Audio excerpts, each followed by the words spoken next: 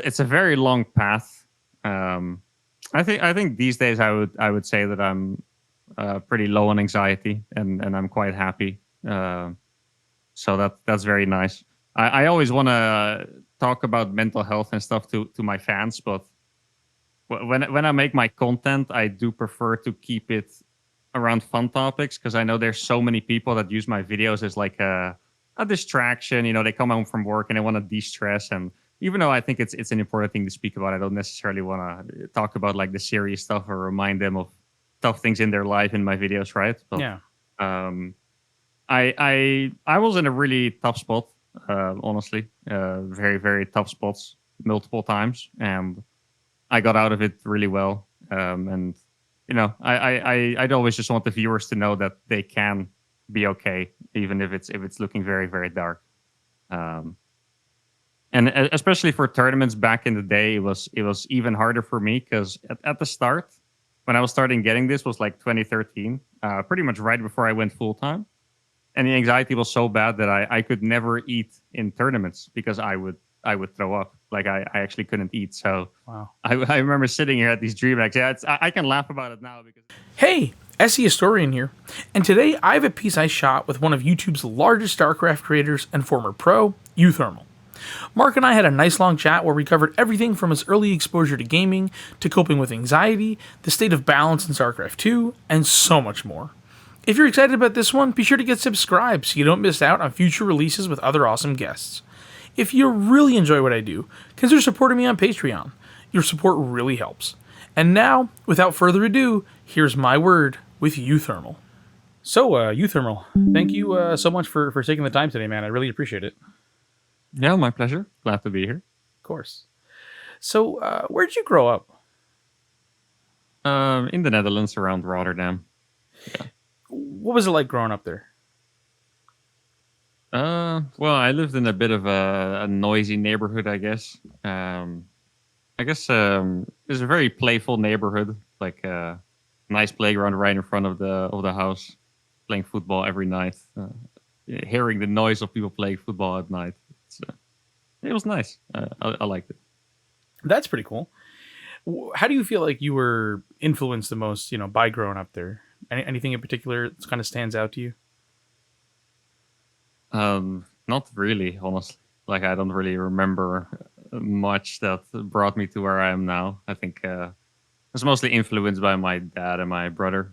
Like they were into gaming and stuff, so I just kind of followed their lead. I don't think it really had much to do with where I live. Yeah, fair enough. How do you feel like they influenced you? Like what was going on that kind of pulled you into gaming through them? Well, I guess they were both into IT to begin with. Like my dad worked in IT. My brother later didn't really work in IT, but he's good enough at it now that he could. But they both really liked games, and I always just kind of followed my big brother around. Like I only play StarCraft because of my big brother. In fact, he bought StarCraft 2 for me, else I probably would have never played it even. Um, like one day I came home for vacation and the disc was on my desk, and that's why I played it. So I was always the kind of guy that would not play too many different games.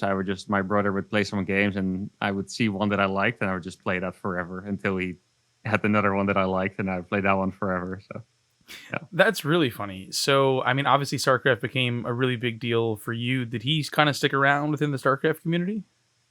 No, no, not really. He really fell in love with Left 4 Dead, so I think he's probably played Left 4 Dead for like 20 years or something. He's a pretty big community figure there. I think he's I'm not sure if he's still going to continue doing that, but he's actually like keeping the community alive by hosting servers and tournaments and stuff. So he is in like the esports community, I guess you could say, but StarCraft wasn't as good for him as it was for me. I think he was a diamond player. He always tells the story about how he robbed someone by playing mass DTs and made him salty, and yeah, that's where he peaked, I think. So. That's very funny. Mm. So Left 4 Dead, what an interesting game to sort of like, end up so invested in. Was there a pretty big competitive scene for Left 4 Dead? I don't think so. I think it might have been bigger before. I wouldn't call it a shame, but I did always think that if he loved a bigger game as much as he loved Left 4 Dead, he probably would have been really huge in the scene, right? Like if he loved CS:GO, for example, because it's also a shooter and it was different. But if he loved that, he probably would have been pretty huge because he's a very talented gamer. So yeah. Has anybody ever said something similar to you? For example, like, oh, if you had been really into MOBAs or something along those lines, as opposed to StarCraft, maybe that would have turned out a bit differently for you. Have you ever thought about something like that? Yeah, I don't think it's people telling me that. I think it's like me telling myself that sometimes. Because like the thing is, if you're like at some point I was like maybe the best European in StarCraft 2 or top 5 or whatever. It doesn't really matter. But in StarCraft 2, that means that you're earning probably still below average for your country if you live in the Netherlands at least. Yeah. But if you're a top 5 European in a bigger game, then like you're quite literally a millionaire, right? So there's a yeah, I did sometimes think like if I played another game, my life probably would have been a lot different. But at the same time, if I think about it thoroughly, I don't think I would have gotten that good at a game that I didn't enjoy as much. Like realistically, like CS:GO, I actually played for a while and I got pretty good at it. But something like League, I would never enjoy that enough to actually become as good. Like talent is one thing, but if you're not actually enjoying the thing, it's so in the end, it doesn't really bother me that I played StarCraft or. Yeah, I realistically, I don't think I would have been a pro in another game just for the enjoyment factor. Yeah, no, it makes a lot of sense, and I feel like it's something you see pretty consistently. Like the people who end up sticking around in a community, especially for as long as you have, it's just an organic thing. Like whether there was money there or there was not, you just wanted to play the game. Yeah, yeah. Why do you feel like StarCraft resonated with you so much as opposed to other titles? I think the fact that it was 1v1 is really big. Because like I play team games sometimes. I've played Rocket League a decent amount. I've played CS:GO a lot in the past, not anytime recently. Actually, in CS:GO, I got to the point where I was good enough to play some tournaments. Like I wasn't a pro or even a semi-pro, but I guess you could say I was like a low GM or something, so I could sign up to qualifiers and stuff, and I did. And I had this one moment with my team where we lost in overtime, and we lost because of a mistake of one of my teammates. And it was just I absolutely hated dealing with that because the thing is, realistically, that guy was the best player on our team too. So it's not like it's his fault we lost the match. But I found it so hard to deal with not having any control over that. Like we got eliminated from a tournament because he made a very silly mistake. And in StarCraft, I guess you don't really have that. Like everyone's always going to make excuses because that's just kind of what the ego does, right? Like it's balance or my foot hurt when I was playing, whatever. It doesn't matter. But you still know that if you played that game a little better, you would have won it, or differently, you would have won it. And in StarCraft, I think it felt so good for me that I could just go out on the ladder. I didn't need to ask any of my friends to play or anything. I could just go out on the ladder. It would just be me and my skill, and I would, be able to climb by myself. I found it like very addicting. I think like it's just seeing your MMR go up, and you can't be held back by anyone but yourself. It's a thrill, I think that's probably the biggest part. It takes me back to there's a Day 9 quote from a long time ago where he said something to the effect of, like, like when you lose in StarCraft, like you only have yourself to blame, but when you win in StarCraft, like it's not because mommy and daddy had a lot of money. It's not because the Russian judge liked you better. It's just because you got really good at something really hard and you were able to outperform the person you were going up against. And I think that encapsulates kind of what you're saying there. Yeah. Yeah. So what was your first exposure to esports more specifically? Esports. I think I got into esports a little bit by accident. Back in the day, StarCraft 2 was obviously a lot bigger, and there were more like clans simply searching the leaderboards. Like right now, you have to be like freaking insanely good to even get spoken to by a team, right? But back in the day, if you were like a master leaguer, leaderboard, teams might look on the leaderboards and be like, "Hey, this guy could be good, so let's talk to him." And in my case, I got asked by a Dutch team because they could also see the flags. Because he saw like that's an up and coming Dutch player that's not as common as up and coming players from all over the world. And then he sent me to the ESWC qualifier, which it's not the recent Esports World Cup. It's actually I thought about that recently. That tournament name already existed before. ESWC is a big tournament from like way back. Yep. Um, and so he made me play the Dutch qualifier. I didn't even really know that well about what it was.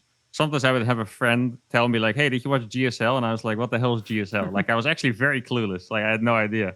People thought I was like, since I was high masters, low GM, I would know stuff. I remember even someone told me about Harstem. It's like, yeah, Harstem is one of the best players in the Netherlands. And I was like, who the hell is Harstem? Like, I actually had no idea back in the day. So he made me play this qualifier. And I actually qualified. I got top 2 in the Netherlands right away and qualified for the big international LAN. I remember I was like 15 at the time. It was a whole deal with my parents. Like, my parents weren't sure if they wanted to let me go to Paris on my own in this weird space that they had no idea about. And honestly, neither had I. Was that 2011 in Paris, ESWC? Yeah, 2011. Yeah. I still remember that my parents promised me that I could drink a beer if I qualified because it was like, I was 15 at the time and it was really cool. That's really so funny. That, yeah. And another memory I have from back in the day is that I was at school in like the library on the computer and I was browsing the website that someone linked to me, which was Team Liquid.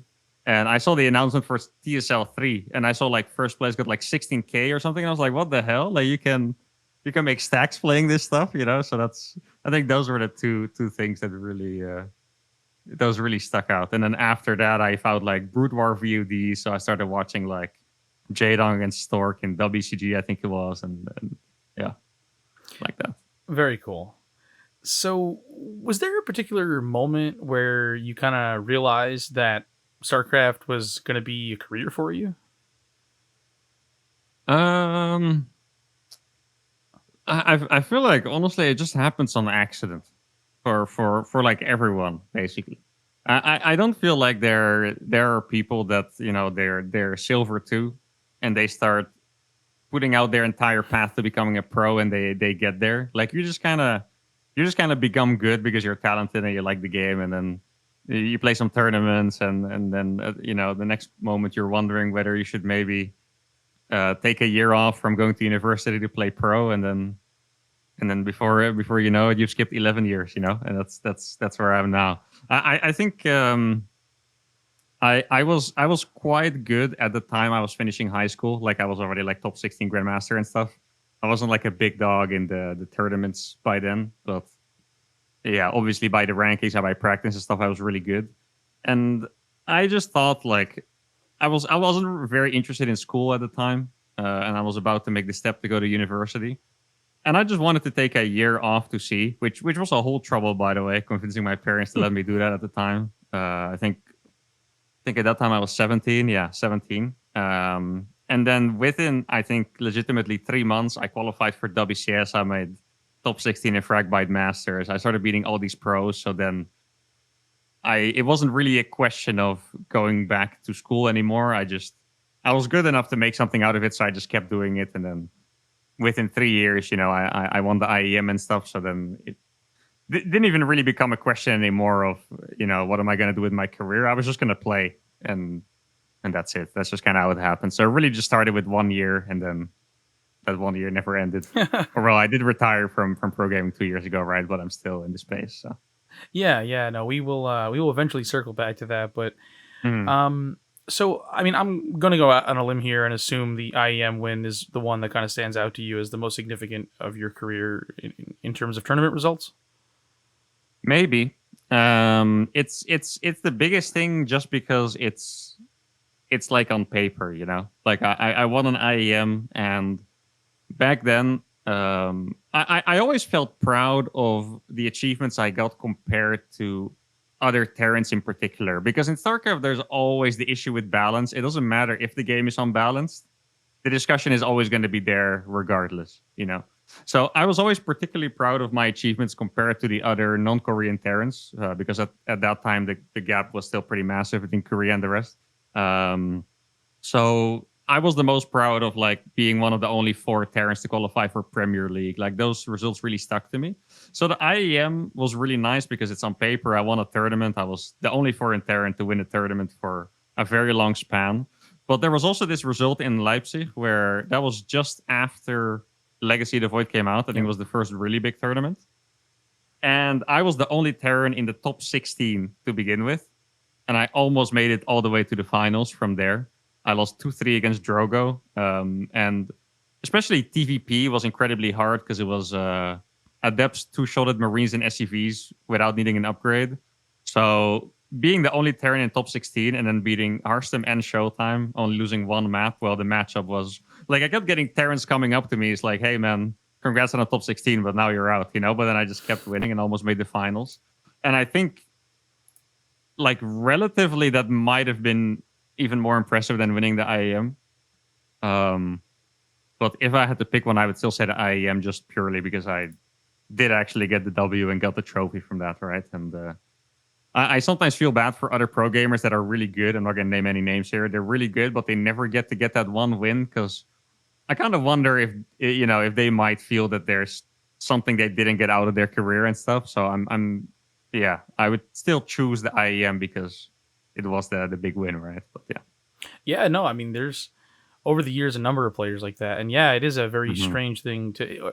I mean, for some other people too, like I think about people like Laser and Showtime who did win a premier tournament, but who Mhm. also looked like they were sort of on the rise to have these breakout years, like Neve did, like Cyril did, and win a number of Mm, tournaments and never really materialized, right? So there's kind of different levels to those yeah. missed expectations for certain people.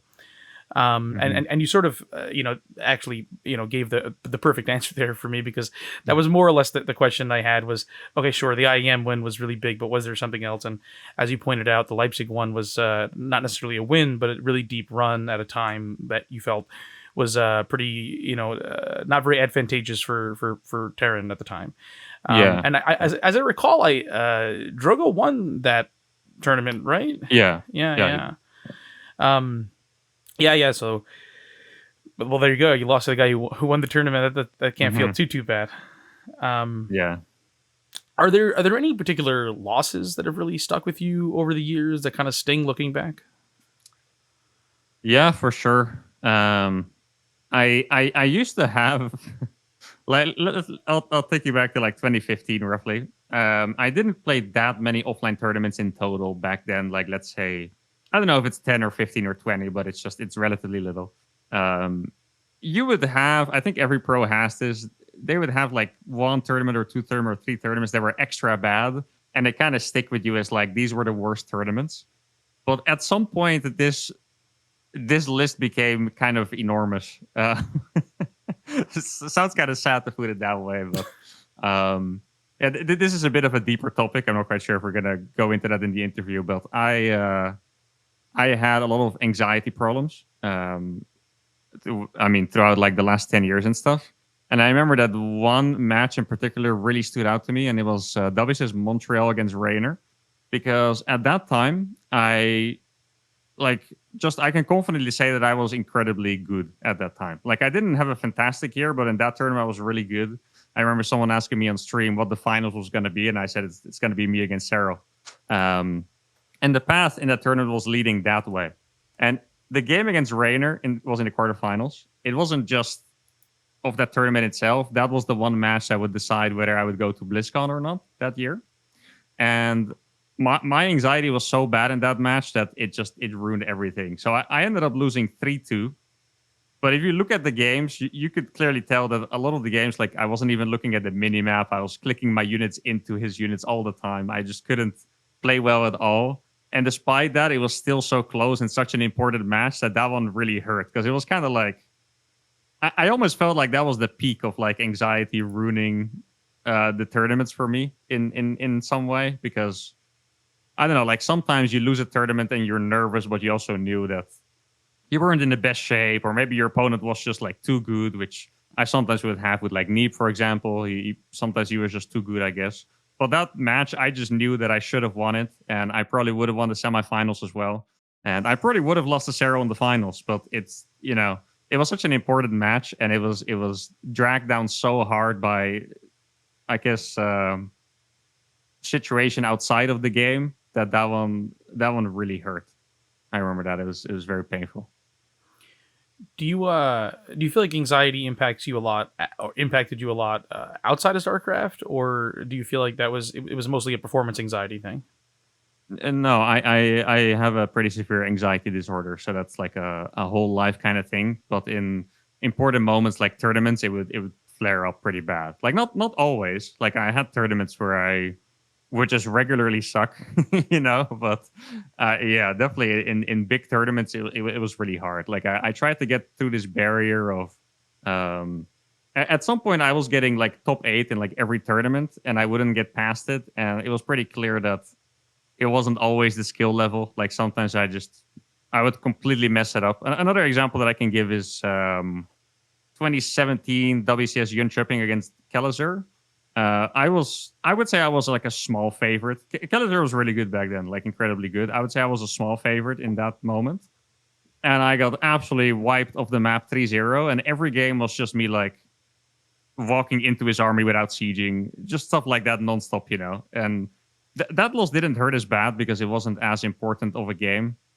And it was also not that I still got so close, like I just got absolutely annihilated. But there were a lot of moments in big matches where I just couldn't get through because of anxiety problems. Um, but it was not just a StarCraft problem. It's been yeah Are global, you I guess. comfortable speaking more on like the anxiety topic, or is it something you'd rather move on from? Yeah, I could. Do you feel like you've been able to, like, I don't know, identify like the root of like what makes you so anxious? Yeah, I've well, yeah, I would say so. It's a very long path. Um, I think these days I would say that I'm pretty low on anxiety and I'm quite happy. So that's very nice. I always want to talk about mental health and stuff to my fans, but when I make my content, I do prefer to keep it around fun topics because I know there's so many people that use my videos as like a distraction. They come home from work and they want to de-stress. And even though I think it's an important thing to speak about, I don't necessarily want to talk about like the serious stuff or remind them of tough things in their life in my videos, right? But Yeah. um, I was in a really tough spot, honestly, very very tough spots multiple times, and I got out of it really well. And I'd always just want the viewers to know that they can be okay, even if it's looking very very dark. Um, and especially for tournaments back in the day, it was even harder for me because at the start, when I was starting getting this, was like 2013, pretty much right before I went full time, and the anxiety was so bad that I could never eat in tournaments because I would throw up. Like I actually couldn't eat. So Wow. I remember sitting here at these DreamHacks. Yeah, I can laugh about it now because it's back then. But I was sitting at these tournaments. I would have to show up at 10 a.m. No food. And DreamHacks are freaking brutal. They Yeah, really are. yeah. Sometimes you play until 1 a.m. and I would still have not have eaten anything. So I'm playing like 3 group stages of like high energy matches without any food in my system. Yeah. I think it's lucky that I was young because if I would do that now, I absolutely no chance I would get through it. But back then, I really powered through, and eventually it started getting better and better. Like towards the better years of my career, 2015, 2016, I was able to eat and hang out with the players and stuff without a lot of trouble, while still having decent problems in life. But at this point, I think, yeah, my troubles are all so much better. Like it's an enormous improvement compared to before. I'm happy and I'm relatively untroubled, I guess. How do you feel you were able to work through the anxiety? Like, how do you feel like you got to where you are today in terms of managing it?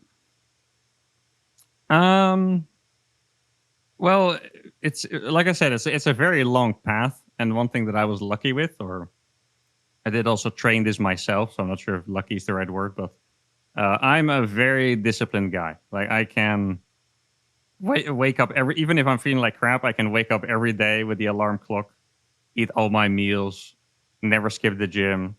So in that sense, I'm lucky because I know a lot of close people that they just can't, and they might blame themselves for it. But with some conditions, you actually just can't. Like it's whether it's ADHD or depression or stuff like that. Sometimes you just can't. So in that sense, I was lucky because I was actually able to do the things that you have to do to get through it. Right. I also took medications at some point. Um, had a year of extensive therapy, and one thing I'm doing now that's this might be interesting for another topic later on. But one thing I'm doing now is that I researched my stomach health a lot. Like I got a lot of studies done, and there's a lot of things in there. Like I actually have some pretty severe stomach problems. Apparently, I didn't really realize before. I kind of realized, but not fully. But they are also very tied to the anxiety Hmm. and to the pressure and stuff. And now I've been doing treatment on that, specifically with the stomach problems. I also feel a lot less anxiety and a lot freer. And as a result of that, which I think the fans might enjoy, is that I've actually had way more energy to actually play serious StarCraft, which I haven't had before. So I randomly shot up like 400 MMR, and I'm like rank 8 in Europe now, and that's pretty much just because I'm working on my stomach and I actually have more energy to play now. So that's also a pretty big part of it. Yeah. Yeah, I mean that's fascinating in and of itself. I think it's not something that people necessarily relate, Hmm. like StarCraft performance and anxiety kind of goes hand in hand, right? Like that conceptually makes Yeah. sense. But when you talk about gut health, is it like a like probiotic thing or just like diet or like It's a lot of things in my uh case. Um, yeah, I mean, there's a lot of those small details like um, some conditions might block you from absorbing certain nutrients, which can then block you from making serotonin, mm, etc. Right? So it's like it's everyone is different in that way, right? So it's not like I can tell you, you need to take these sure, supplements and stop sure. eating this because it's we're all different and we all have different conditions and stuff. Mm, Yeah, I had a ton of problems. I had and the biggest one is that I had a chronic big problem with my immune system. So I had a hyperactive immune system. So I was pretty much getting signals to my brain nonstop all day. Like there's a problem here, there's a problem here, which you can already imagine causes a lot of anxiety. And the immune system absorbs nutrients, which then, you know, gives me less good hormones, I guess. So that is my main problem. There's a lot more. I don't think we should sure, go sure, into sure. details of all of that, but Yeah, it's yeah, it's fascinating though. I can say like I really enjoy learning about those things because it's something that you don't know. You know, like yeah. if people do a diet, they're like, okay, we're not going to eat chips and we're not going to drink soda and we're going to eat vegetables only, right? But if you truly do the research, you can really tell a lot of stuff, like exactly which inflammations you have and what nutrients might be problematic. And it's I would recommend everyone to do it. It's a little pricey here at least, so that's unfortunate, but it's really fascinating to learn like exactly what's going on and why you're feeling certain ways and stuff like that. Yeah. No, it's extremely interesting. I definitely agree with Mm. that, and also I'm glad that it was able to help you with, in a number of Yeah. ways. It sounds that's great. Mm. Um, so you know, as a player who played all through the transition between the Korean domination leading into the region lock, do you feel that region lock was a successful choice for the development of the pro StarCraft scene? Mm. Well, my first instinct is just to say definitely yes. Um, and the reason why I say that is because I kind of lived through the mentality with the other players back in the day, and I feel like you couldn't really make a living as a non-Korean player. Like there's exceptions, right? Like Stefano and Nanima come to mind, for example, Sure. or Huck, or yeah, just like really amazing players who had the money and time to go to Korea or were in a team there they could practice there, right? Stefano not as much, of course, but I know that back in the day, going to a DreamHack, um, it was pretty much a waste of money in that way. Like if you go to a DreamHack, you really went for the passion and to learn, which I both wanted to do back in the day. So I went to all of them. But realistically, just like I don't know, maybe you forgotten or the viewers forgotten. But back in the day, DreamHacks paid really very little. Hmm. Like I know we tend to think of that time as like the heyday of StarCraft, but DreamHacks only paid top eight, and top eight was just $1,000, and that was with like right now there's 20 good Koreans. Back then there were like 200 at least, and Yeah. 40 of them would be there. Um, and yeah, you just wouldn't make any money there. So I think if StarCraft remained as popular, so people could live off streaming, live off salaries, I think we maybe could have done without region lock. But since StarCraft 2 was already kind of declining, it's kind of funny to talk about like the dead game story, right? Because people were saying dead game back when our global finals will still get 250,000 views and stuff. Yeah, But 2013. Yeah. yeah, Yeah. yeah. But yeah, StarCraft 2 was already declining, and I do think that the entire scene outside of Korea would have died if it wasn't for that. And also at the same time, Korea was probably declining the most because Korea, I really do think there's a truth to that. Korea didn't take StarCraft 2 as well. So I feel like without region lock, what most likely would have happened is that the foreign scene retires and then the Korean scene still kind of dies.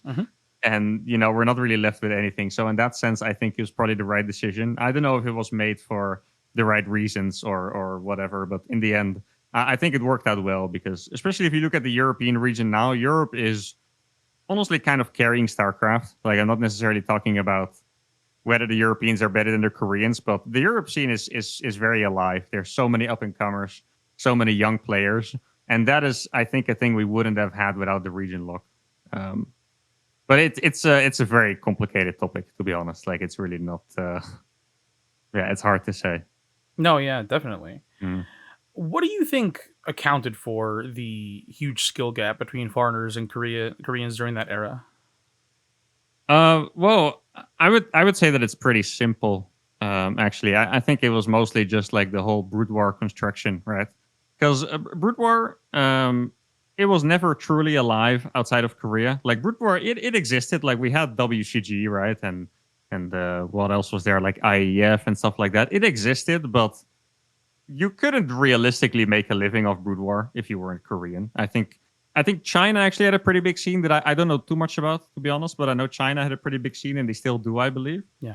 But Brood War didn't really exist out of Korea. So you have like coming into StarCraft 2, right? You have some decent Brood War players. And I'm saying decent. Some of them might think it's offensive just because the level of competition wasn't realistically that high. Like you're never going to be amazing unless the competition in your game is very high. You had a bunch of maybe slightly more than decent Warcraft 3 players. I think Warcraft 3 was... I didn't follow that scene at all, by the way, just to clarify, but I think it was more alive outside of Korea than Brood War was.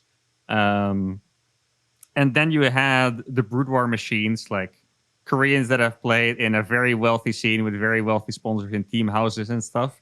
Like they just came in very, very strong, and everyone was very eager to make the StarCraft 2 happened there, right?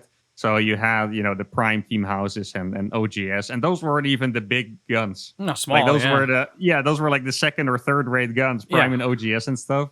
And then after that, Kespa came in and you got the SKT houses and whatever. So I really think there was just like a massive infrastructure advantage there.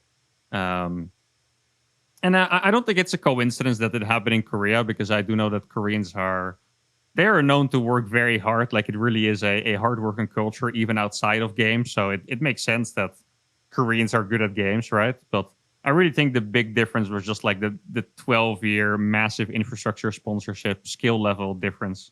I think you would be crazy if you said that the Brood War players coming into StarCraft 2 were not just straight up better than the foreign Brood War or the Warcraft 3 players. With the amount of competition they had in Korea, like their skills are cultivated so strongly.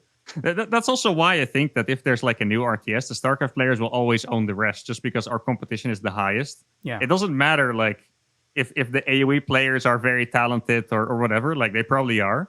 But StarCraft 2's competition is so high. Even now, I would say it's way lower than before, but it's still the highest. Yeah. That it just matters a lot. Like the skills they just got cultivated like that. So.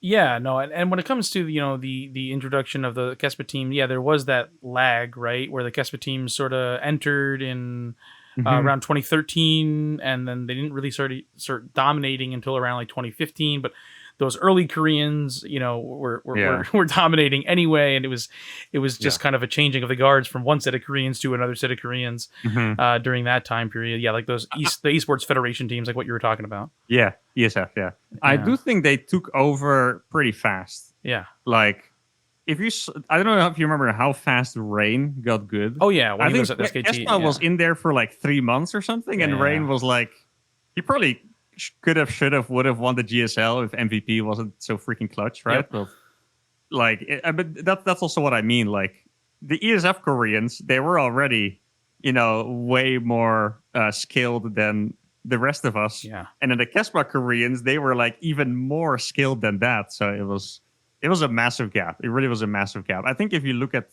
StarCraft 2 now, I know there's still fans that came in recently.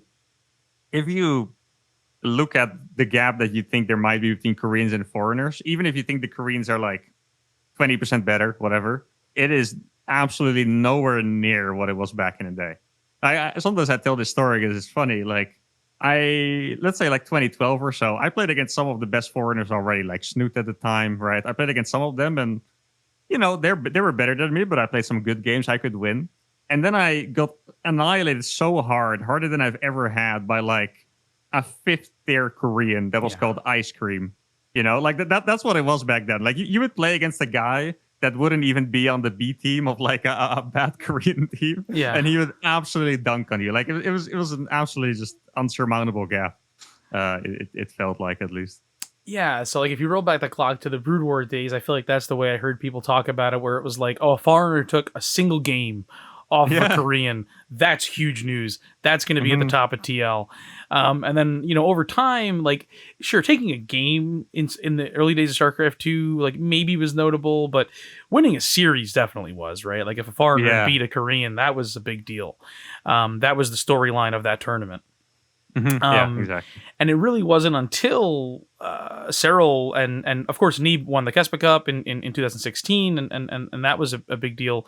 But that was such an isolated event, right? Like that wasn't really something that you saw. It wasn't really going into the 2017, 2018 era that you started to see non-Koreans regularly beating Koreans. Like, sure, Huck would win the odd tournament, or Stefano would win the odd tournament, but then 9 more tournaments in a row would be won by Koreans, right?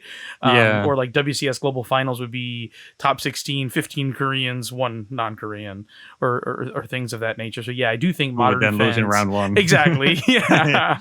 So Yeah. I think modern viewers really do not like understand the way that it was at the time.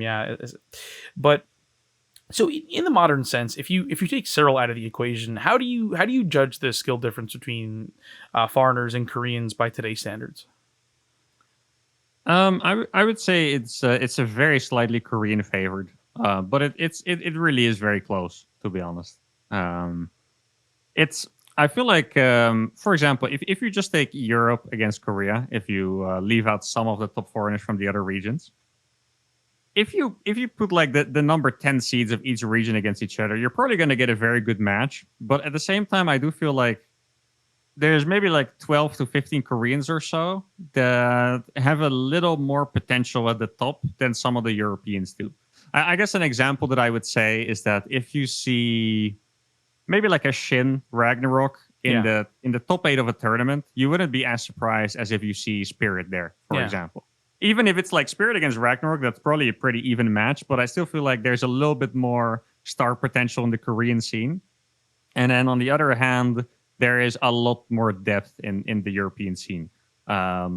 Because, Korean scene these days, I feel like it's basically 20 competitive players that, pretty much every competitive Korean makes it into GSL. There's like 2 or 3 that fall out, and that's pretty much it.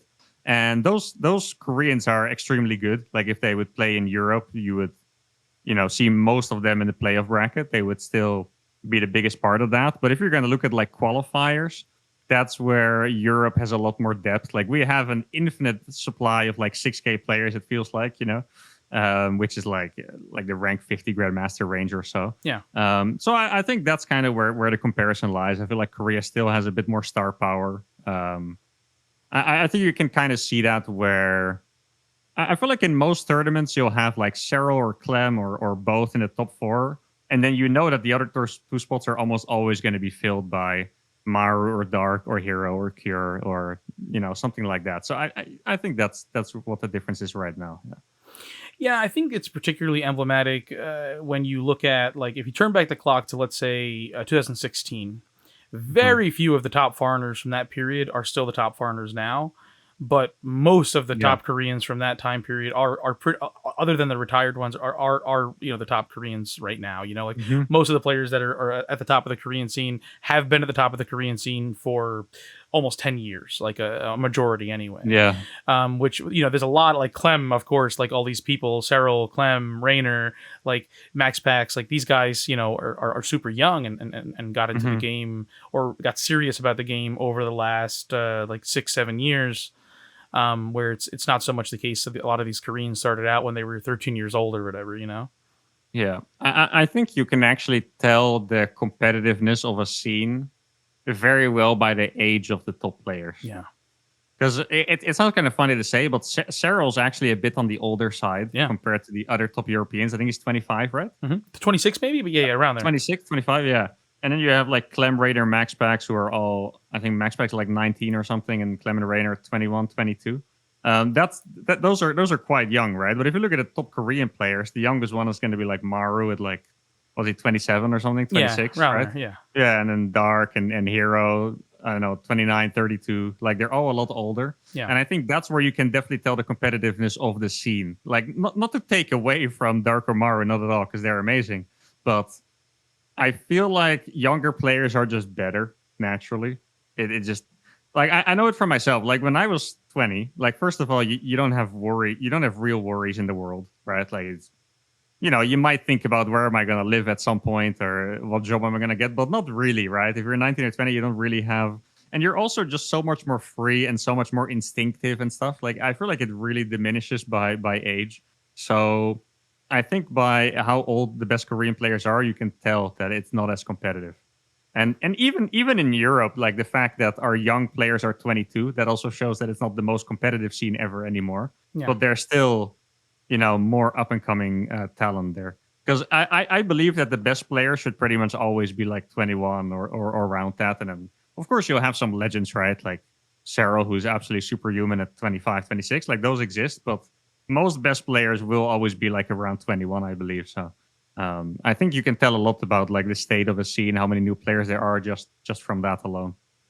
Yeah, I see this a lot when I talk to people in the Counter-Strike scene, and I'll talk about our top players and things of that nature, and be like, oh yeah, such and such is 25, such and such is 28, and they're like, oh wow, like StarCraft players have a really long career, and I'm like, yeah, but only because there's just not that much new talent coming up anymore.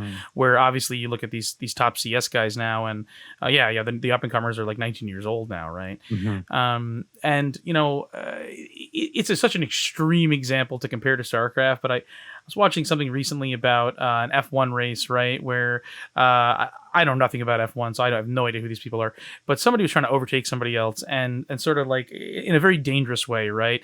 And people sort of interviewed this fellow after the match, and they're like, oh, well, like, how'd you know he was going to break? Because if he didn't, you would have collided, maybe died. And he was like, he has a wife and kid at home. I knew he was going to break because like he wants to go home to his kid. And I don't have any kids, so I was like, yeah, I don't care. Let's do it. And of course, like in StarCraft, nobody's dying, but it is a psychological thing, right? Like For sure. If you have people to provide for, there's just a different level of pressure in life. You can't dedicate yourself to the game in the way that you did when you were 20 years old and didn't really have a care in the world. Yeah, exactly. So where do you stand on the GOAT debate? Big discussion going on in the community right now. What are your thoughts on it? Yeah, I figured you were going to ask this. I think it's an enormous topic. We could talk about it for 10 hours, I think, I mean, realistically, Cyril is pretty clear, I think. I think there's a couple of arguments against Cyril. But if you compare Cyril to Maru and Rogue in particular, I think he's definitely pretty clear. Like, I think if you take a look at the most important metrics you can think of, Cyril wins them all. Most tournaments won, most prize money, highest win rate, most dominant, Like, even stuff like highest League rating. Like, I know League not something to go off, but he's like 400 rating above Maru, for example. Like, yep. I think it's an insane difference, Like, I don't think you can really doubt Cyril when putting them up against Maru and Rogue, because the only argument you can give against him is that he hasn't lived and played in Korea. If you compare them to those two, I think that there are two arguments that you could use against Cyril, and one of them is going to be Daddy Zerg. If you compare him to Maru, for example, that's one argument that you could bring in. I personally think it's way too hard to calculate that in any meaningful way because I'm definitely of the opinion that Zerg was the best race historically in StarCraft. I mean, that's objective, right? But also they were the best for pretty much a period of like 5 years. Like I think end of 2017 to end of 22, Zerg was pretty dominant. Yeah. But it's not like at all times in those 5 years that the other races couldn't beat Zerg. Like there were definitely some moments, some metas, some like for example, you could see Clem. Clem came up with a lot of ways to beat Serral. So, Maru could have done it as well. So I think that's one argument that you could use against Serral that I don't think it's a very strong argument, to be honest. But you could say that Terran is historically a bit worse. So if Maru and Serral are close enough, you could put Maru above, maybe. And the other argument is that of the competitiveness, because I do think, might offend some pro gamers here that are still competing, but like these days, it is just not as competitive as it used to be. And to clarify that a little more is I don't mean that the players now are worse than before, because they're definitely not. Like these are the best players you have ever seen. Mm-hmm. That's true. Like they still got better. But I do really think it's a big difference if you're competing with 100 guys or 10. I feel like when you watch the tournaments now, they all have a relatively predictable outcome. And that's because there's not enough new talent coming in. Yeah. Right. I would say that if Serral was as good as he is, which I still think he's the best player ever and he's superhuman, but if you put him, let's say in 2015 instead, and he's like the same relative level, even if he's the best player, maybe instead of winning 26 tournaments, I think it's 26, right? Maybe he wins. Maybe he wins only 10 instead, which is still just absolutely insane, but I do think the competitiveness is something you can use against him. But if you do use that, then you need to find someone who is the GOAT instead. Because this argument doesn't work for either Rogue or Maru, who are the typical GOAT contenders, right? Yeah. Because they pretty much all got really good at the same time. Mm-hmm. Like I know a lot of people think Maru was this dominant force since he started playing GSL 13, but it's just not really true, right? Like he was great. I was a fan. I was a big fan of him in 2014. Like he was actually kind of playing like Clem, very active, super fast. It was really cool. But Maru was never really like the de facto like best player in the world. The first GSL he ever won was actually in 2018. Yep, that was the first GSL he ever won. So and Rogue became the best player in the world for a little bit just before that, like mid-end 2017. Yep. So that argument doesn't work for them. So then you would have to find someone from back in the day who could actually. The first one that I think of, which might annoy some people, is actually Life. I think, and I actually really believe this. I know he should have been banned, but if he wasn't, I feel like he would have been the GOAT for sure, because he was really superhuman in the same way that Serral was, but maybe in a more competitive era. He didn't have the same stable playstyle as Serral did, because he was a bit more crazy, which probably wouldn't have netted him as many wins.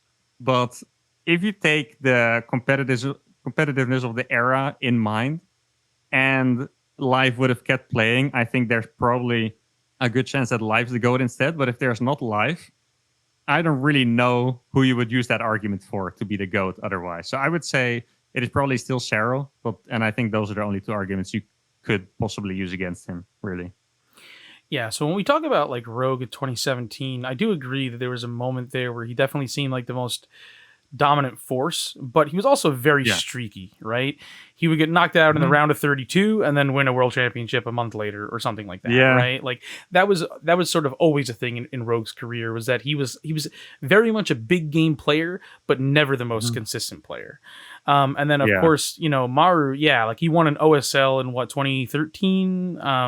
But then it didn't really go on his sort of GSL killing spree until much, much later in the scene.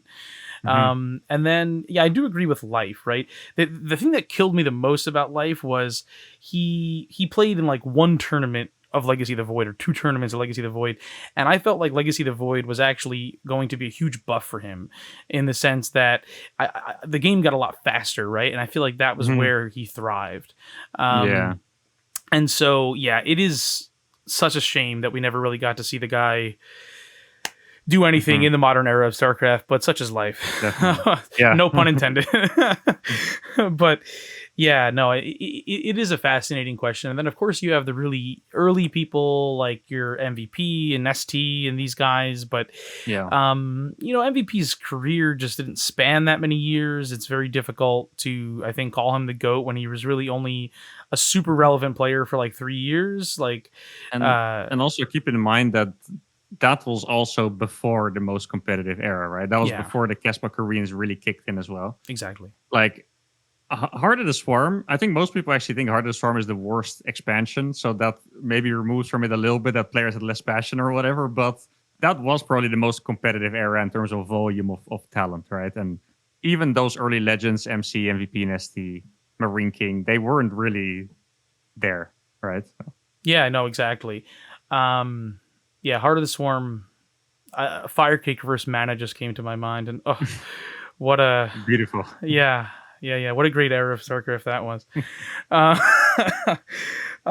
okay, so how do you feel about the current state of balance in StarCraft 2, like right now? Right now, I would say it's actually pretty hard because I would say it is good for. Oh, I'm gonna piss so many people off with this. Um, for the level of the players that there are, because I actually think Protoss is the strongest race right now, which definitely helps because they do seem to have the weakest lineup, right? By a decent margin. Um, I find balance a really hard and even annoying topic in a way because you have like thousands of people that have no idea what they're talking about, and then you have dozens of people that really know what they're talking about, but they're really biased. And then there's like I feel like you're almost never really gonna get like a conclusive answer.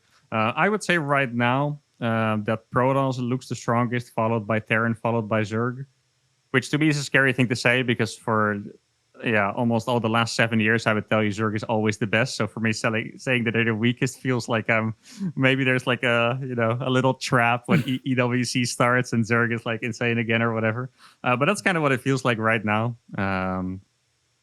But at the same time, I wouldn't change much because I like in my ladder games, I hate Protoss, right? But my ladder games aren't very meaningful at all. And for the scene as a whole, I think whenever how do I phrase this? It's not necessarily about fairness. I don't want to say that Zerg was OP for 5 years, now Protoss gets to be OP for 5 years, but I do feel like when Zerg was OP, like the infested Terrans or whatever, right? I feel like they got a lot of time to, let the meta settle or whatever. And it would feel pretty bad if Protoss now hasn't even won a tournament yet, but they look strong on ladder and practice and stuff, and then they already get nerfed. I feel Mm. like that would be a little backwards, right? So even though I think Protoss is the strongest, I wouldn't really like to see any changes. Like for me personally, I'm biased in a different way because some things they ruin my entertainment, and that's more important for me than because I'm not really competing, right? Like I play tournaments sometimes, but it's not a big deal really. So for example, 4-gate Blink is a builder that absolutely ruins my entertainment because it deletes like 80% of Terran build. Like you have to be ready for that. So I would love for that to get deleted, but I think for the balance at the pro level and stuff, maybe we shouldn't have any changes for before EWC at least, even if Protoss is supposedly strong. Yeah, I think Yeah.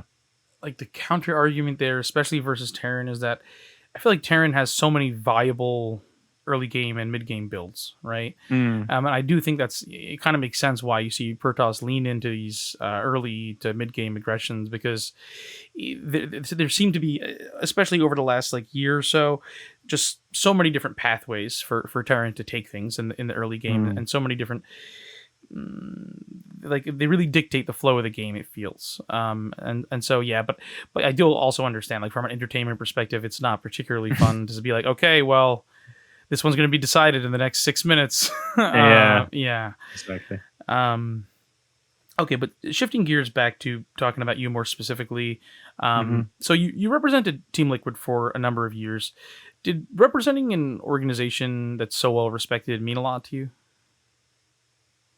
Uh, Not really. I think it's a cool thing to have done for your career. It almost feels like a shame if you're getting into esports and you're a pro and you never get to play for, Liquid or Fnatic or Vitality or whatever, right? Because it feels like everyone who starts watching, they kind of focus on the teams, especially now that all the popular games are team games. So everyone knows, Vitality, and honestly, I don't even know which teams are that big right now because I don't watch that much. But Sure. Navi, for example, right? Um, so I think it's something cool to have done for your career, but I, yeah, I don't know. I feel like for me personally, AT Gaming was the best team I've been on by a decent margin, which was the 3 years before I joined Liquid, roughly 3 years. And then yeah, in Liquid, I don't think I wouldn't say I have any like particularly like fond memories or anything. I think it's cool that I did it for my career to join, but not much more than that, to be honest. No. Fair enough. I appreciate the honesty. Yeah. Yeah. Um, Sounds a bit brutal, right? I've had people say really funny things about teams they're currently on, which is like, Oh, yeah, no, okay. I usually goes like a conversation afterwards of like, do you want me to include that? And they're like, oh no, like, Ah, fair enough. but yeah, no, it makes sense. At least with these kind of statements, you're quite far removed from those liquid days. Mm, good, good. So, what did the decision look like for you to make the transition from professional competitor to content creator? Um, I'm not exactly sure what made me make the decision like right away. Like, what was the biggest thing? But there were a couple things. Like, I felt like, first of all, I really don't like either the current or the at the time tournament formats. The European regional for someone like me who was struggling a lot with anxiety was actual torture because it was 3 to 4 weeks long, and you have to play day 1, 4, 6, 7, 10.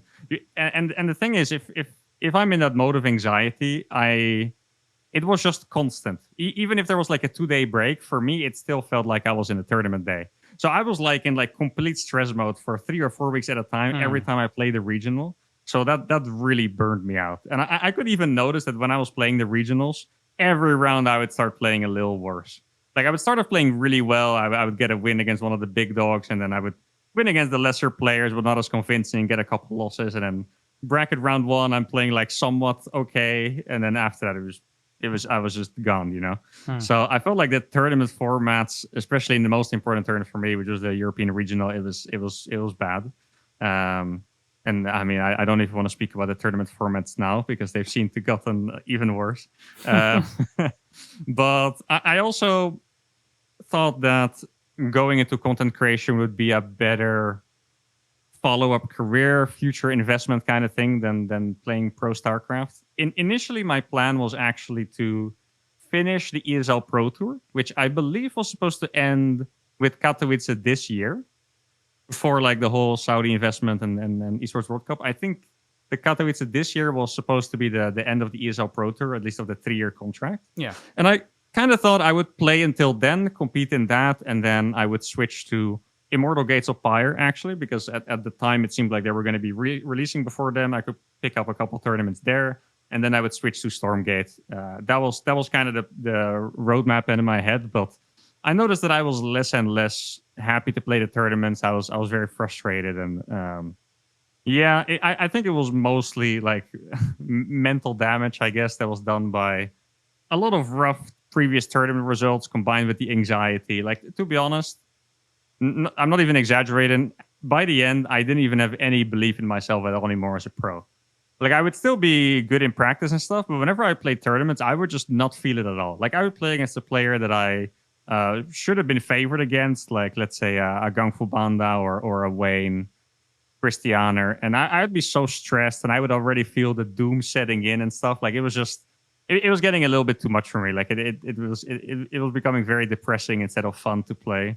And then at the same time, I really like new projects. I love it when I have like a new project to work on, whether it's like a new YouTube channel or a new stream schedule, or I'm setting up coaching, stuff like that. It's very exciting. And at the time, starting into YouTube seemed like a pretty good idea. I initially started YouTubing to promote my stream because I realized that just streaming on Twitch, any streamer will probably know this. It's almost impossible to grow because there's no algorithm or whatever. It's just like you're just there where your viewership is and that's it. So I could stream very consistently, get no more viewers. So I started YouTubing so I could buff that up.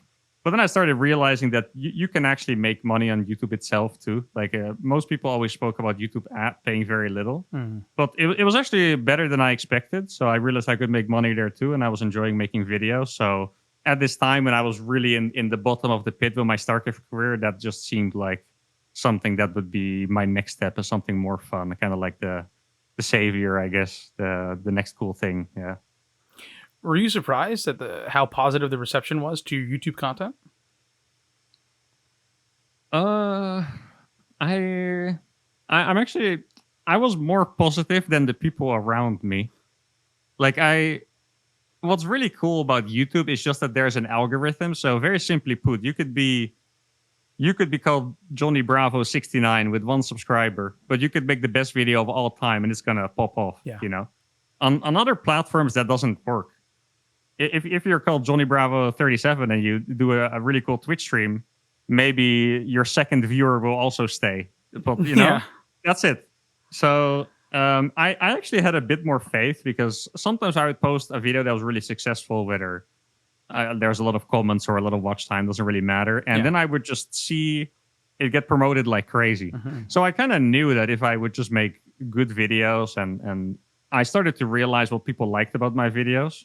I started to realize that I could actually get quite big. I remember telling my friends, I was getting 5,000 views a day, which is, I think it's pretty good for StarCraft. Doesn't make you a lot of money, but it's pretty good.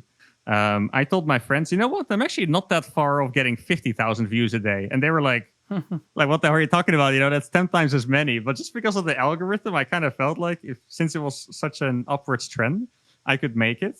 And at some point, I even got to getting 150,000 views a day.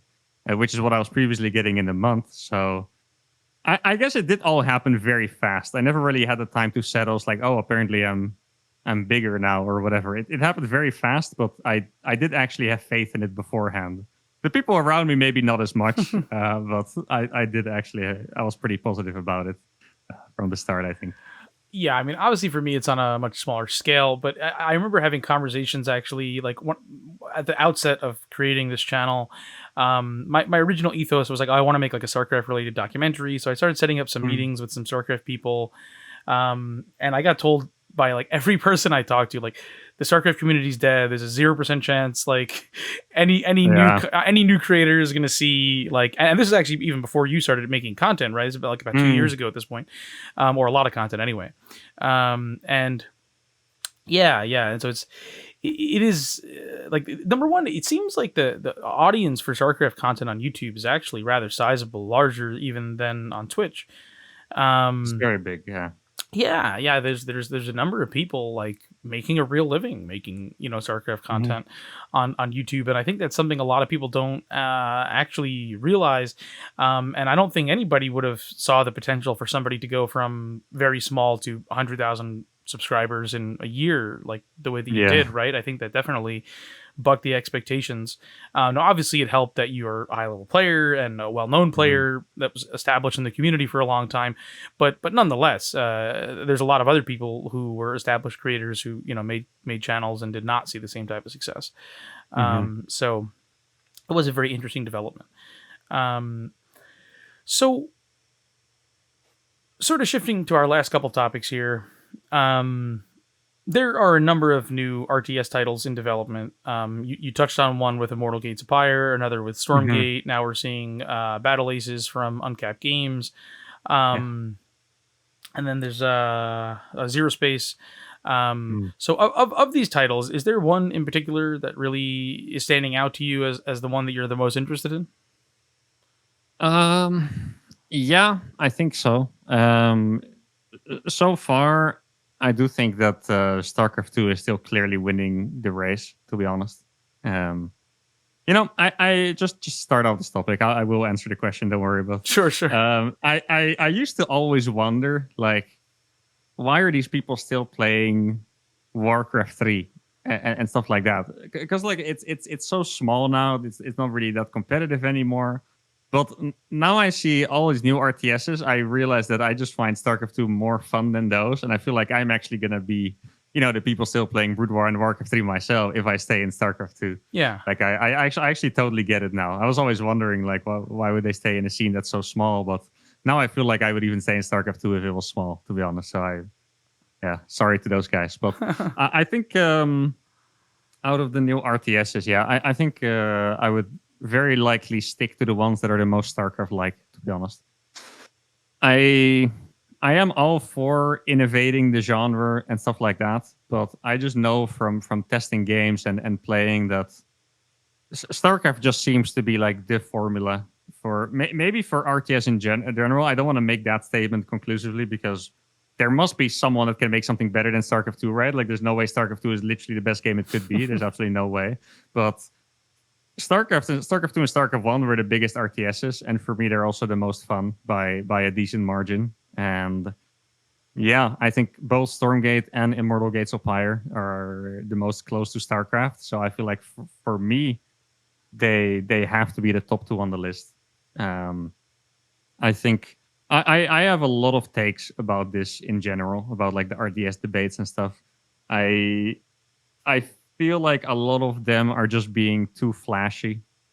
Um, like it's for example, I'll take Zero Space as an example. I don't really like making like a bad example out of someone or out of a game, but I can say this: I have some grandmaster friends that were scared to play it because there is just too much to like. I feel like a lot of the games they kind of remove macro and make it easier, but then they still make the game really hard, but in a way that's a little overwhelming. And that's not just Zero Space, but I remember Zero Space very clearly had some of my grandmaster friends had a tough reaction to it because it's, you have the XP and the talents and the flux and the XP, and it was just, and the mercenaries. Were there two different kinds of XPs? I don't think so. But I feel like there were like five new mechanics that you all had to, the top bar abilities you had to use all the time and stuff. It's like a little much. And maybe that is a formula that can work, but probably not for me. Like I feel like those games still have a lot of potential because like in Zero Space the movement was nice, and the like I feel like the unit set was pretty cool. The maps looked pretty cool. It had some good things, but for me, it just needs to be a lot simpler to really enjoy it because it's very overwhelming. Hmm. And I feel like if I can say that, like people who know me, who watch my videos, think that my brain works twice as fast because of the way I can play and talk at the same time. So I feel like for me to say that game is overwhelming, it probably does say a lot because it's so much to process. And um, yeah, I feel like every RTS that's being made has their own problems, but I think right now StarCraft 2 is definitely winning the race. It's I think so far it has the best fights, it has the most rewarding macro, is the least frustrating, which is something I never thought I would say about StarCraft 2, by the way. Yeah. But it's probably the least frustrating. And yeah, I'm rooting for all of them. Yeah. I really am. Like I would love. I always wanted to live in a world where RTS gamers could compete in like kind of like fighting games, where you could compete in 5, 6, 7 different games at a time. Just whichever game you feel like playing, you play it. Because for the most part, you're kind of stuck. If you like StarCraft like RTSs and you want to make a living, you have to play StarCraft 2. Yeah. Unless you're Korean, then you can play Brood War.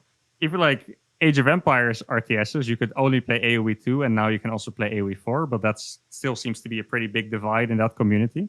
But it's not really very interchangeable. And I would just love for, my friends and the future competitors in RTS to actually have choice, to be able to play 5, 6, 7 different RTSs competitively if they want. Play an Immortal Gates of Fire tournament on January and then prepare for the StarCraft 2 World Championship in March and then play Stormgate. Like, that sounds awesome to me. Yeah, so far I they're not there yet for me anyway. But I think Stormgate and Gates of Fire are on the top of my list just because they are the most StarCraft like. Uh, yeah. I I do will. want to give a shout out to Beyond All Reason, by the way, because Beyond All Reason doesn't get mentioned because it's not made by StarCraft 2 devs or in similar to StarCraft 2. But I think Beyond All Reason is actually the best RTS I've played since StarCraft 2. Huh. Like I think it's actually very cool. It is very different. So if you're expecting a StarCraft like RTS, it's not. But I do want to give them a shout out because they're never mentioned. But that game is actually pretty awesome. So I have actually not even heard of this game, so I am going to look at it. exactly right. That's Yeah. because it's not like StarCraft. People don't talk about it, but it's cool. It really is pretty cool. Huh. And one thing that just came to my mind, I thought was pretty funny. You were saying like, if you want to make a living as a StarCraft gamer, you can play StarCraft 2, or if you're Korean, you can play Brood War. But I will have you know there are plenty of foreign Brood War players who make hundreds of dollars a year. It is, I bet, hundreds. But one take I saw from Wardy on this topic that actually I think was a pretty on the point statement was that none of these RTS development teams and have the type of resources that the StarCraft 2 development team had, right? So it doesn't. I think it does make sense that they're not going for the same exact type of stuff that StarCraft 2 was, in the sense that it is. How can you really do more with less, right? Like that does make a sense. Make sense to me. I think if you take a different approach to it, I think that maybe is the way to stretch that buck a little further, right? Where you don't have the unlimited resources that Blizzard poured into StarCraft 2. Yeah. The only thing that you shouldn't forget, I guess, is the advance in technology, right? Like the better engines and like it.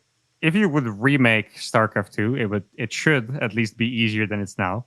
I did have a little bit of a tweet back and forth with Wardy because I think people hating on the companies trying to innovate RTS, that is a little weird because that is, I mean, you kind of have to do it in some way. But I do think it's weird that they would move so far away from the format that's so successful. And I find it in particular very weird that a lot of these devs that came from StarCraft 2 pretend that StarCraft 2 kind of sucked. Like that language is too harsh.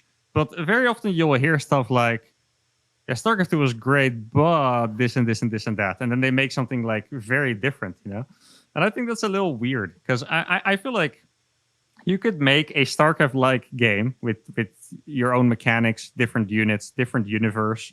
And people would really like it, Like people like it's obvious by now that people like StarCraft 1 and 2. Yeah. They just love that.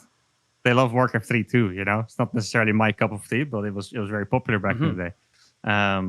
So I've actually been thinking about this with friends. I actually had some meetings talking about RTSs and stuff, and checking what we would actually like to see in RTS, what kind of sucks so far. And I am actually very optimistic for a simple RTS because I'm not going to name which game this is because I can't really follow all the NDA rules and stuff. But Sure. One of the games that I played of these new RTSs, it was by far the best when it was very basic. And I think that kind of, like, if you look at Brood War, for example, Brood War is very basic. You don't have crazy ability. You don't even have macro mechanics in that game. I do think macro mechanics are pretty cool in StarCraft 2. Like, Chrono Boost is pretty cool. But Brood War doesn't even have that. But just like the satisfaction of, building your army and scouting and building your base, I feel like it's incredibly undervalued. Like, crazy undervalued. Because I feel like all of a sudden, all these RTS developers have decided that macro is for losers and no one wants to do that. And the only thing that's fun is fighting. But the more I paid attention to it, the more I realized how fun the macro in StarCraft 2 actually is. Like, I asked one of my friends who really likes Blinkstalkers, if he would still enjoy microing Blinkstalkers if his game was literally a 15-minute Blinkstalker simulator. He probably wouldn't. Being able to execute a 4-gate blink, hit the right timing, transition at the right time, that's actually what feels awesome. It's not just the blink micro. It's kind of the blink micro under the circumstances. And I feel like the fun of rewarding macro is it's crazy undervalued right now. it's not actually fun to only fight. It's stressful even. Well, it's effectively like a MOBA then, right? I mean, like it Yeah, is. yeah. Yeah, it's just like It's obviously different unit sets, but conceptually, that you're not focusing on economy. You're just focusing on microing a unit. Yeah, and I think it's even worse than that because in MOBAs, it kind of depends on which RTS we're talking about, of course. Sure, But sure. in MOBAs, you have a pretty big build up to the important fights, right? Mhm. Like I'm by no means a MOBA expert, but you sit in lane for a little bit, you skirmish with the enemy, and then at some point you go for the Baron or whatever objective you have in your game, or you go for a big team fight in the middle, you gank. But there's like a build up. But I feel like I did have this in Zero Space in particular a lot. You're always fighting, and it's kind of cool to micro, but there's no build up. It's just a little stressful in a way. Like I really feel like macro. It's an absolutely awesome part of RTSs that is kind of being deleted a little bit. That's maybe what disappoints me the most so far. Like it doesn't have to be extremely hard. Like for example, one opinion that I've always had is that creep spread really sucks because whenever I play Zerg, spreading creep is just a massive chore. You have to, if you want to be the best possible Zerg player, you have to spread creep in 8 different directions every 8 seconds or Yeah. whatever it is, and that's not fun. Yeah, I really think that sucks. But just like dropping mules sometimes, chrono boosting your buildings. Chrono boost is actually a very awesome macro mechanic. It feels so natural. You have something you find is important, you boost it. That's really cool. That's Yeah. really cool macro. But yeah, just removing the macro entirely, it's or for the half of it, it's yeah. I feel like I could complain about this for hours, honestly, because it's yeah. I've been feeling very strongly about this. It's something I see a lot on the various subreddits for these newer titles. Mhm. I see a lot of discourse about things like that. Yeah. Specifically, because obviously most of these people are coming from the StarCraft perspective and to a lesser extent the Warcraft perspective, but Age of Empires as well, where there is a really significant macro focus and you do have to dedicate a significant amount of your actions to managing the economy. And I also Mhm. think that people don't necessarily maybe look at it that way, but it is almost like a rhythm game, right? Like within the game itself, and Yeah. Yeah. it's sort of just keeping up with those cycles, and then that's you splitting your time between that and taking the fights. I think makes it a much more dynamic game. Mhm. Um, Yeah. but And it's also rewarding to have an army to use and use it well because of what you built up throughout the game. yeah, Like, it's not necessarily rewarding to just have a bunch of units. Like, imagine if you're playing a StarCraft 2 game and I just give you 20 extra Marines. It's not going to feel any more fun because you know, like Yeah. it's I don't know. It feels very rewarding to build it yourself in the right way, and then you can use it, and it all comes together like I feel like I'm starting to sound a little cliche, but like art, you know, like actually it's like everything is coming together to create like a masterpiece, and yeah. the masterpiece is kind of being cut in all different kinds of pieces in a lot of these new games. So, Yeah, it's yeah. a Rembrandt to a Picasso. Hmm. But no, I also think there's something extremely satisfying about executing the macro cycles during the fights and things like that, right? Hmm. I think that particularly feels good. I think that also feels really good from a viewer perspective, where you see Hmm. somebody, because that really blows your mind, right? Like if you're attacking in 2 or 3 locations at once, but still hitting macro cycles, that's very difficult to comprehend for somebody who's not an extremely high level player.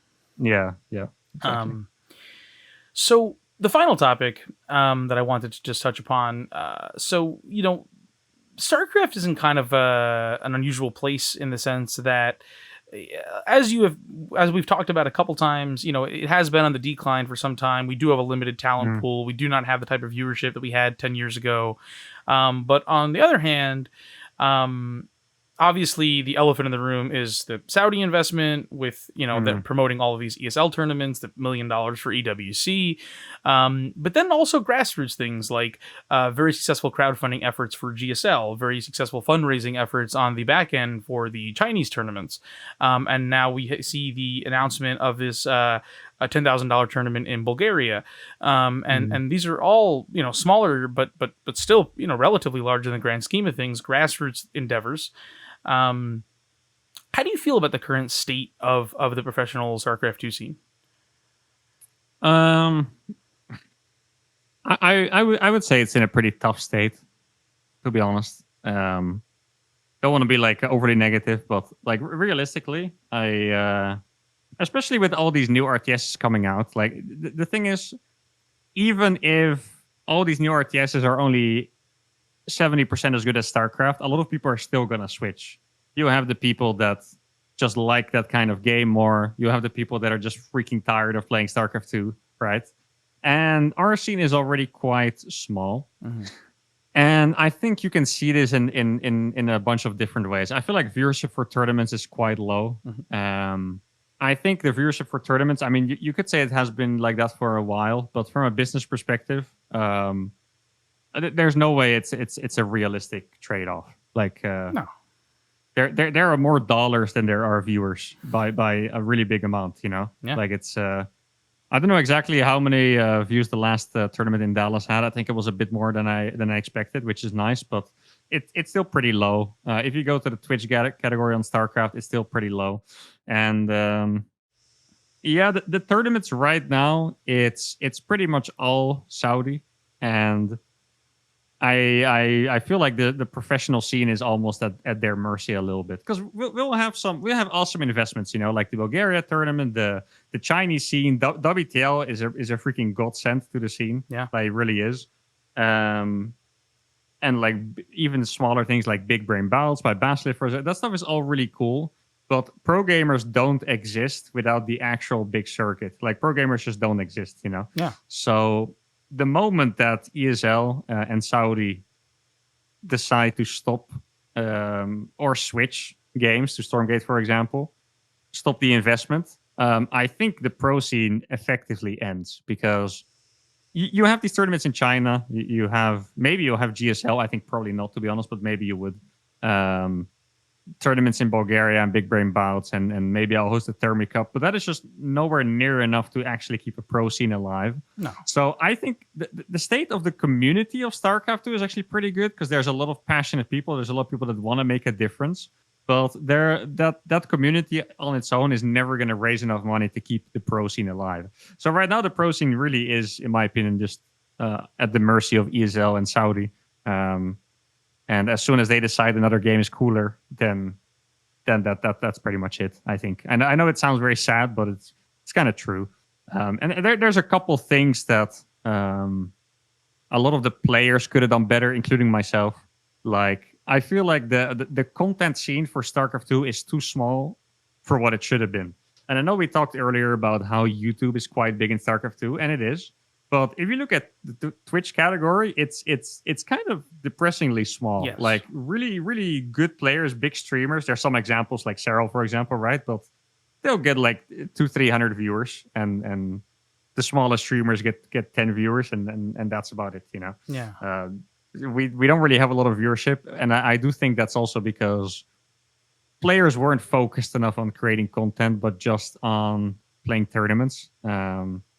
And like, for example, if you look at other games, you'll always see almost all the pros have a random YouTube channel. They do stream sometimes. And for some reason in StarCraft, it wasn't really the case. I think maybe because StarCraft was really a passion job from the ground up. Like, want to compete in Korea at some point. Want to be the first foreigner to do this. Team houses. It was really like, kind of like Brood War, right? Brood War transitioned to a streaming scene, but back in the day, it obviously wasn't.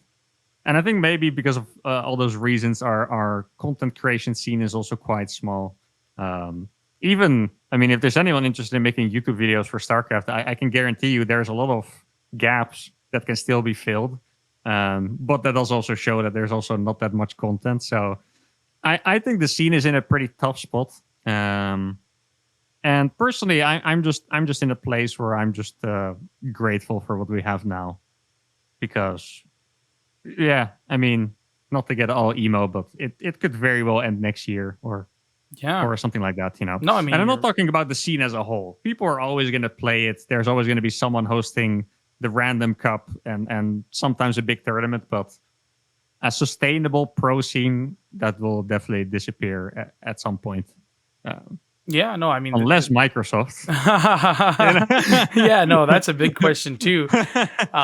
It's really, really, really tough to put any kind of faith into Microsoft just with how they handle these other, like, you know, studios that they buy and stuff. Now, they have been supportive of AOE, which is really cool. But That's the most hope-giving, Tim, right? it is, AoE 2 yeah. gives the most hope for us. Absolutely, but they do also close Yeah. down studios left and right, so that's very Hmm. scary in and of itself. But yeah, you're right. As soon as the Saudis or like these other decide to cut the money, yeah, the scene is from a professional perspective more or less over, right? Like you might Hmm. still see 10 to 20 top guys be able to eke out a living by playing some tournaments and things of that Not nature. even, I think. Yeah, yeah, but Like, perhaps even less. Yeah, yeah, like, I mean, think about it this way, right? Right now, I would say this is a rough estimate. Well, okay, this is changed a little bit once again because of the Saudis, because a lot of teams are picking up players, yeah, big teams, for a reasonable salary. Normally, StarCraft 2 salaries are really bad. yep. Like, you can't live off StarCraft salary, but nowadays it's a little higher because of the Esports World Cup I've team heard club some competition. impressive and surprising numbers actually. Like Yeah, yeah. yeah. I haven't, but I can figure that it's a bit better than. I also had some funny stories about teams having no idea what to offer StarCraft players. I'm not going to name the names of the players, but there are players that are absolutely at the top, and then a player that's like rank 40, and they would get offered the same salary because Yeah. the teams have no idea. So, um, wait, what did you ask a question? I was about to go off on a rant, I think, but I forgot what I was about to say. Oh, about the number of players who might be able to Oh remain yeah, competitively right, viable. right. So before the Saudi club investment thing, I think there were at most like 15, 20 players that would earn a living already. Sure. And yeah, with the club investment, maybe it's a little more, like maybe like 5 or 10 extra, 25, 30. But the moment that disappears, the salaries disappear. And I feel like there could be one person making a living if they were to win all the tournaments, and that's about it. Like it would be a streaming scene, because streaming and YouTubing, maybe it's still going to be big. Like, who knows, right? That's different. But when it comes to pro gaming, yeah, it's going to be like Warcraft 3, you know? Like, Happy wins every single Chinese tournament and stuff, and online tournaments, so he does pretty well for himself. But then the second best player after that, well, the Chinese players probably earn a decent amount, but after that, it's, I don't know, maybe they make like 5K a year or something, or 10, I don't know. Like, it's Yeah. not... Like the Brood War foreign guys. Yeah, in some countries, maybe. Yeah. Right? Not in the Netherlands, but in some countries, maybe. Sure. Yeah. Yeah. Where exactly. If you make $20,000 a year, maybe that is like survivable in some very, very low income areas, but for the most part, in 90% of the world, yeah, of course. Yeah, no, especially in today's day and age, it's really on a different level in terms of inflation and all those other things. But it's a bit of a deep topic to jump into. Yeah. But Yeah. I think that's about what I had prepared for you. Okay. Do you have any closing words? I guess I just want to give a shout out to everyone who watches and enjoys my content and supports, and also a shout out to everyone who supports StarCraft content in general. Because, you know, despite this little depressing topic we had, that is the only thing you can do, and it helps. You know, watch the player streams whenever a pro player streams. I know that Lambo, Showtime, sometimes Goblin, Skillers, players like that do stream on Twitch. So if you want to help the scene, you can check them out, support. I mean, just watching is usually enough to support, but if you want to sub or something, that'll be cool. And shout out to people like you that are still making content for StarCraft 2, for our game. That has, for me, been like the center of my world for 14 years, you know? So, yeah. A lot of shout out. Appreciate it. Yeah. Thanks so much for watching. If you enjoyed this one, be sure to leave a like and a comment down below. Get subscribed so you don't miss out on future releases like this one. If you really enjoy what I do here, consider supporting me on Patreon. The link is in the video description. That's all for now, my friends. Until next time.